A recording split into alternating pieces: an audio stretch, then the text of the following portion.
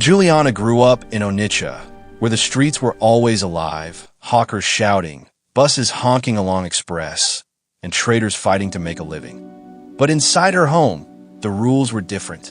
Her father, a respected businessman, ruled with tradition. He often warned her, a woman's choices can make or destroy her family. He reminded her that their people in the Umuoji village had been rivals for generations. The rival village is cunning. You must be vigilant. Listen to your father. He speaks wisdom. I understand, father. Good. Stay united with our people. Never speak with their men, he said firmly. Love can blind you, but when your eyes open, disgrace will already be in your father's house. Juliana obeyed on the outside, but in her heart, questions burned. Why should the sins of the past trap her? Why was love treated like a crime? She never said these things aloud. But that silence became the soil where rebellion quietly grew. One hot afternoon, while running errands in the bustling market, she locked eyes with a stranger. He stood out, not because of wealth or status, but because of the calm in his smile. In the chaos of shouting traders, his gaze felt steady. Juliana looked away quickly, but her heart betrayed her, beating faster than she could control. She didn't know who he was, but that single look planted a seed she could not ignore. That night, she tossed in bed. Her father's warnings echoed in her mind, but so did that smile. She told herself it was nothing. Just a moment. Just a stranger. Yet deep inside, she already knew her life had just begun to shift. The next week, she saw him again at the market. This time, he approached. I think we've met before, he said with a smile that was half playful, half daring. Juliana clutched her bag, unsure she should run or stay. Maybe, she whispered, her voice betraying her curiosity. From then, their meetings grew. At first, small conversations about the city, traffic, food, laughter at little jokes. But soon, their silences said more than words. Juliana found herself waiting for the days she could see him. The market became more than a place to buy goods. It became the stage where her heart rehearsed a dangerous play. One evening, when the sun dipped low and painted the city gold, he finally told her, "My name is Francis." She repeated it softly, as if testing the weight of it in her mouth. It felt dangerous, yet irresistible. She had no idea that speaking his name was the first step in a fire. Weeks passed. Their bond deepened. They met in hidden corners, behind stalls, in quiet side streets where no one knew their names. For Juliana, it felt like freedom, the kind her father's strict rules had never allowed. For Francis, it was a risk, but one he welcomed. One night, as they sat by the banks of the Niger, watching lights flicker across the water, he grew quiet. Then he said the words that made Juliana's chest tighten. "Juliana, I must tell you the truth. I am from Umuoji." The name felt like a curse between them. Her father's voice echoed in her head, warnings ringing like bells of doom. She froze, staring at him, her heart torn between fear and desire. She should have stood up and walked away. She should have ended it right there. But instead, she leaned closer, her voice trembling. "Then why does it feel like I've known you all my life?" From that moment, their love became forbidden. Every meeting was now more dangerous. Every glance carried the weight of betrayal. And yet, they couldn't stop. Juliana tried to convince herself she could end things before it was too late. She told herself she would avoid the market, that she would focus on her studies, on her family, on her future. But every time she tried, she found herself drifting back. Francis's voice haunted her even when he wasn't around. It's such a beautiful day for a walk. It is. I'm glad we have this time together. Me too. His laughter, his calm way of speaking, his ability to make her feel like the world was not against her. It all pulled her deeper. Days became weeks. They began meeting at night. Sometimes, under the cover of darkness, he would wait near her street, and she would sneak out with her heart racing. They walked through quiet corners of the city. I love these walks with you. Me too. It's perfect with you. Look at the stars. Not as beautiful as you. The risk only made the love feel stronger. It wasn't just romance anymore. It was survival. Every time Frances held her hand, it felt like she was claiming a piece of freedom her father had denied her. She didn't care if he was from Umuoji. She didn't care about old grudges. But the world around her cared, and it was only a matter of time before it crushed her. The rainy season came, and with it, moments that bound them closer. One evening, after running to take shelter from a sudden downpour, Juliana and Frances found themselves under a small kiosk roof. They were soaked, their clothes clinging to their bodies, and the storm outside seemed to silence the rest of the world. Frances reached out and touched her hand. For a moment, neither of them spoke. Then, without warning, he kissed her. The kiss was electric, terrifying, and yet unforgettable. Juliana pulled back, breathless, her heart beating like a drum. "This is wrong," she whispered, but her eyes betrayed her. They begged for more. Frances only smiled gently, brushing raindrops from her cheek. "If loving you is wrong, then let me never be right." From that day, their love grew more reckless. I've missed this. Me too. It's perfect here with you. I love you. They no longer just talked about dreams. They began planning a future together. Frances promised he would protect her, that they could leave Onitsha someday, start afresh where no one cared about the past between villages. Juliana wanted to believe him. She needed to believe him. But each night, when she returned home, her father's stern eyes reminded her of the truth. He had ears everywhere. If he ever found out, he would not only punish her, but destroy Frances as well. The secret was heavy, but her heart was heavier with love. The first sign came one morning when Juliana woke up nauseous. She dismissed it as food poisoning. But then it happened again, and again. Weeks later, her body told her what her mind feared. She was carrying Frances's child. The news broke her like glass. She sat in her room, trembling, clutching her stomach. How could she hide this? How could she face her family? Tears blurred her vision as she thought of her father's words. If he discovered the truth, he would disown her. Worse, he might hurt Frances. She wanted to tell Frances immediately, but fear held her back. Instead, she carried the secret alone, her body betraying her more each day. Her mother soon noticed her loss of appetite, her tiredness, the glow in her face that no makeup could hide. Questions began to circle. Juliana knew she was running out of time. One evening, unable to bear it, she finally confessed to Frances by the riverside where they often met. "Frances," she whispered, her voice trembling, "I am pregnant." His eyes widened, and for a long time, he said nothing. Her heart nearly stopped. Then, he pulled her into his arms, whispering, "We'll find a way. I swear we'll find a way." But as the night stretched on, doubt filled her heart. Could love truly stand against the storm that was coming? Her family found out sooner than she expected. It was her aunt who first suspected, then whispered to her mother. And when her mother confronted her, the truth spilled from her lips in sobs. Her father's rage was like thunder. His voice shook the house as he demanded to know who the man was. We discovered it was someone from Umuoji. The shame cut him deeper than betrayal. He slammed his fist on the table, shouting, "You have disgraced us! You have brought an enemy into our home." The family elders were called. Their verdict was brutal. Juliana would not be allowed to keep the child. She must drink a potion prepared by the herbalist, one that would erase the pregnancy and restore the family's honor. If she refused, she would be cast out, exiled from her home, and stripped of everything she knew. Juliana's mother wept silently, torn between tradition and love for her daughter. But her father's face was stone. There was no mercy in his eyes. For him, it was better to lose a child than live with disgrace. That night, alone in her room, Juliana pressed her hands against her stomach and whispered, "I will not kill you." Tears rolled down her face as she realized she had only two choices: drink the bitter potion and lose her baby, or run into a world that had no place for her. Her heart was heavy. Her choice would change everything.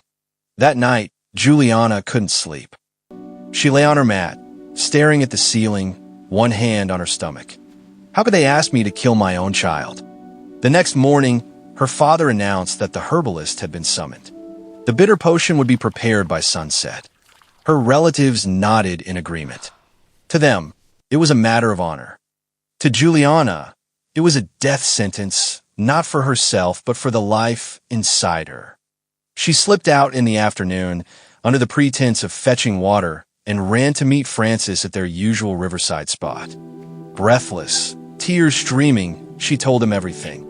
Francis's face hardened. Then we must leave, Juliana, tonight, before they force you. Her whole body trembled. Where will we go? How will we survive? She asked. Francis looked out across the Niger, determination burning in his eyes. Anywhere is better than here. I won't let them take you from me. Trust me. His words wrapped around her like a promise, but her fear lingered. Leaving meant losing her family, her home, everything she had ever known. But staying meant losing her baby. Between two impossible choices, Juliana knew she had to act. The plan was reckless, but desperation gave it wings. At midnight, Francis would meet her at the corner of her street with a small bag packed. They would take a night bus to Akka, where no one knew them. From there, they would start over. Juliana spent the day pretending to be obedient. She helped her mother cook, fetched water, and kept her head bowed when her father barked instructions. But inside, her chest burned with fear. Every passing minute felt like borrowed time. When darkness fell, she quietly packed a small bundle of clothes, tucking it under her wrapper. When the compound finally grew silent, Juliana slipped out through the back. Her bare feet pressed against the cool earth as she moved quickly down the narrow path. Her heart pounded, her breath caught in her throat. She felt like the whole village could hear her footsteps. When she reached the corner, Francis was waiting. He looked tired but resolute, holding a small bag of his own. Without words, he took her hand, and together they melted into the night. But they didn't know someone had seen them leave. The bus park in Onitsha was buzzing, even at night. The smell of roasted corn mixed with diesel fumes, and the voices of tired conductors echoed in the dark. Juliana held Francis's hand tightly as they squeezed through the crowd. For a moment, she felt relief they had made it this far. Freedom was only a bus ride away. But just as they were about to board, a hand yanked Juliana back. It was her cousin, the same one who had once spotted her with Francis. His face was twisted with anger and betrayal. Juliana, what are you doing here? Her heart nearly stopped. Francis tried to step in, but the cousin pushed him aside. Do you know what you're doing to your family? To your father, he spat. People began to stare, curious whispers spreading through the park. Juliana's hands shook as she begged, Please, don't tell him. Please. But her cousin's eyes were cold. I will not allow you to disgrace us like this. Francis pulled her arm, trying to get her onto the bus, but the cousin's shouts drew more attention. In minutes, 2 men from her village appeared, sent by her father to watch her. Panic rose in Juliana's chest. They had been caught. The cousin pointed at Francis with disgust. He is from Umuoji. Do you see? She has betrayed us all. Shame washed over her as strangers stared. Her escape had crumbled before it even began. Back at home, the house was filled with tension. Her father sat in the center of the room, his face like stone, her mother weeping silently in a corner. Juliana knelt on the floor, her body trembling. You dare try to run? Her father thundered. His words cut through the silence like a whip. You would rather follow an enemy boy than protect the blood of your own family? Juliana tried to speak, but her voice was choked with sobs. Papa, please, I love him. I cannot kill this child. He is part of me. Her father's hand slammed on the table, making her flinch. You speak of love? Love will not feed you. Love will not wash away shame. If you defy us again, you will not step foot in this house. Her mother tried to intercede, her voice soft and pleading. Please, husband, she is still our daughter. But he silenced her with a glare. Turning back to Juliana, he delivered the final blow. Tomorrow morning, you will drink the potion. If you refuse, you will be dead to this family." Juliana's world collapsed. Alone in her room, she wept silently, clutching her stomach. Her father had given her until dawn. Her choice was clear: surrender to them and kill her unborn child, or find another way to flee before the sun rose. The night felt endless. Juliana sat on the cold floor of her room, her bundle of clothes still hidden beneath her wrapper, untouched. Her father's words echoed like a curse. "Tomorrow morning, you will drink the potion." She couldn't breathe. Every second that passed felt like a countdown to the death of her child. Her tears soaked her pillow as she whispered into the darkness. "What do I do? Where do I go?" Her hands pressed against her stomach, as if trying to shield the little life inside her.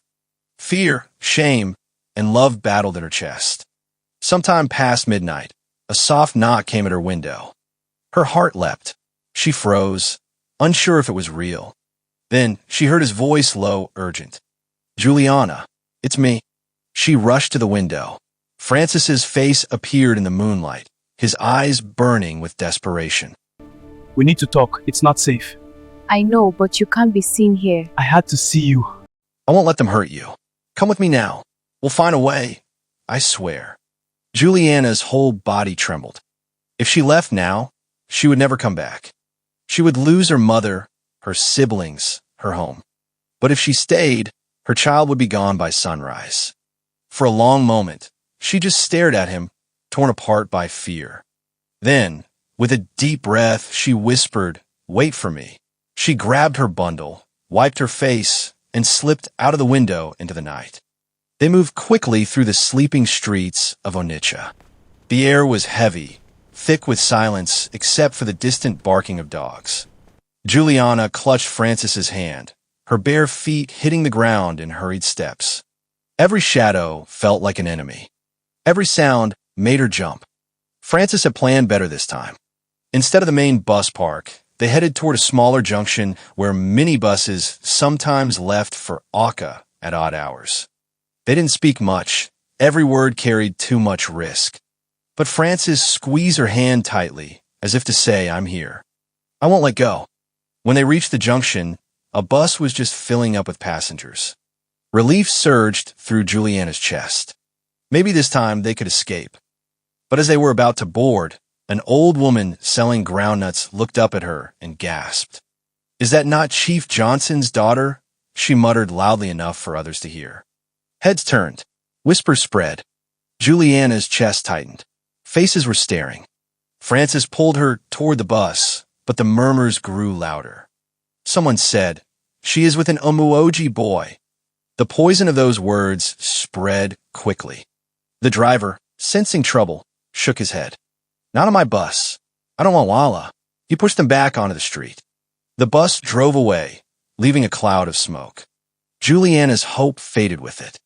By dawn, they were hiding in a small, unfinished building at the edge of town. The smell of cement and dust filled the air, and rats scurried across the floor. "We can't stay here. They'll find us if we linger. We need to move." But Juliana's strength was fading. She leaned her head back, eyes heavy with tears. "I don't know how much longer I can do this, Francis. I'm tired, so tired." He knelt beside her, holding her hands. "Listen to me. You're not alone. We'll survive this. We'll leave this place and build a life where no one cares who we are. I promise you." His words were tender, but his eyes betrayed his fear. He knew the danger closing in around them. Juliana wanted to believe him, but the weight of reality pressed too hard. She was hungry, weak, pregnant, and hunted. Love was powerful, but could it feed her? Could it protect her? As the sun rose higher, voices echoed in the distance, angry shouts, the sound of men searching. Juliana's heart nearly stopped. They were coming. The footsteps grew closer, men calling her name, men shouting her father's orders. "Find her! Bring her back before disgrace destroys us." Juliana clung to Francis, her body shaking with terror. The unfinished building offered little shelter. Dusty walls could not hide her from the wrath of tradition. Francis looked around desperately, searching for an escape route. There was only one way out, the back door leading into the bush path. He grabbed Juliana's hand. "We run. Now." They sprinted through the back, Juliana struggling to keep up. Her breath came in sharp gasps, her stomach tightening with every step. The men's voices grew louder behind them, chasing, closing in. They're getting closer. We have to hurry. I know. Just keep running. Don't look back. I'm trying. Branches whipped at her face as they entered the bush path. Her wrapper caught on a thorn, tearing, but she didn't stop. She couldn't. Fear pushed her forward. Love dragged her onward. At one point, Juliana stumbled, nearly falling. Francis pulled her up, his voice fierce. "Stay with me. Don't stop now." Her legs felt like lead, her chest burned, but she kept running. For her baby, for herself, for a chance at freedom. They're getting closer. We have to run faster. I know. This way, through the bushes. I'm trying. Don't let go. Behind them, the men's voices echoed like hunters closing in on prey. And then, as they burst out of the path onto an open road, they froze. 3 men stood waiting. They had been cornered. The men blocking the road were strong and broad-shouldered, their wrappers tied firmly, their eyes blazing with anger. Juliana recognized one of them. It was her father's close friend, a man who had always smiled at her during family gatherings. But tonight, there was no warmth in his face. Only judgment. "There she is," he barked. "Chief's daughter, running like a thief in the night." Juliana froze, her body trembling. Francis stepped in front of her, his arms spread wide. "Let us go," he demanded. His voice cracked, but his stance was firm. "We are not hurting anyone." The man sneered. "Not hurting anyone? You have poisoned her bloodline with your cursed people. You think we will allow such shame to stand?" Juliana's tears spilled. "Please," she begged, her voice breaking. "I only want to live my life. I only want my child to live." Her words only enraged them further. One of the men spat on the ground. "The child will not live. Whether you drink the potion or we drag you back, the disgrace ends tonight." Before she could react, one of them lunged forward. Francis swung his fist, landing a punch that sent the man stumbling back. For a moment, chaos erupted, shouts, blows, the sound of feet stomping on dirt. Juliana screamed, clutching her stomach as the fight raged. Francis fought desperately, but he was outnumbered. A heavy fist struck him across the face, sending him crashing to the ground. He tried to rise, blood dripping from his lip, but a kick to his ribs knocked the wind from his lungs. Juliana dropped to her knees beside him, sobbing. "Stop! Please stop!" But the men only dragged her away, her cries echoing into the night. The compound was silent when they dragged her back, but the silence was heavy, filled with anger and shame. Her father sat waiting, his face Listen to carved your from father. He stone. speaks wisdom. I Her understand, mother father. sat in a Good. Stay corner, united with our her people. eyes swollen from crying. The men shoved Juliana onto the floor. Francis was left outside, bruised and beaten, forbidden to step further. Her father's voice was cold. "You tried to disgrace me twice. First with your shameful love, then with your attempted escape. You have left me no choice." Juliana wept, crawling toward her mother, but her father's sharp voice cut her down. "Do not touch her. She has chosen her path." The herbalist entered, carrying a small calabash filled with a dark, bitter liquid. The smell was pungent, suffocating. Juliana's stomach twisted in fear. Her father nodded toward her. "She drinks it now, or she walks out of this house and never returns." Her mother sobbed openly. "Husband, please. She is our daughter. Must we destroy her this way?" But her father's eyes never wavered. Better a dead child than a living disgrace. The herbalist handed the calabash to Juliana. The liquid inside rippled, black as night. Her hands shook violently as she held it. Her heart screamed at her not to drink. But her father's piercing eyes told her the cost of refusal. The room spun around her. Her body shook, and in that moment, Juliana realized her choice was no longer about herself. It was about life or death for the child inside her. She dropped the calabash. The liquid spilled across the floor, seeping into the cracks of the clay. Gasps filled the room. Her father's face turned red with fury. "I will not kill my baby," Juliana screamed, her voice breaking but defiant. "You can exile me. You can curse me, but I will not drink it." The elders muttered angrily. One shook his head. Another spat in disgust. Her mother covered her face and wept. Her father stood slowly, his hands trembling, not with weakness, but with rage. "From this moment, you're no longer my daughter. You will not sleep under my roof. You will not eat my food. You will not call me father." The words struck Juliana harder than any blow. Her knees buckled, but she forced herself to remain upright. She pressed her hands against her stomach protectively,